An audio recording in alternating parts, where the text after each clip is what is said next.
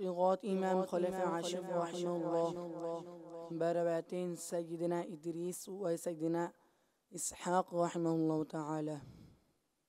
بسم الله الرحمن الرحيم. سبح لله ما في السماوات وما في الأرض وهو العزيز الحكيم.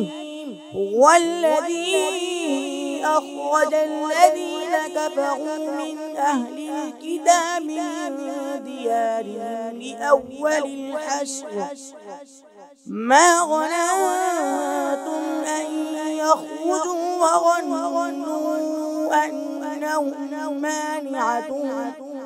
وظنوا أنهم مانعتهم حصونهم من الله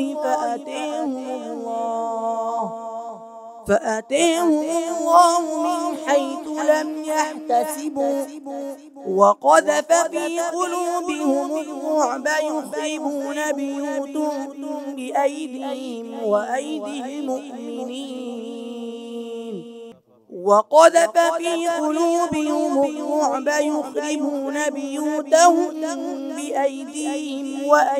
المؤمنين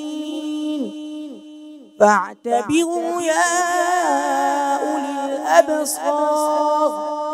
ولولا أن كتب الله عليهم الجلاء لعذبهم في الدنيا ولهم في الآخرة عذاب النار.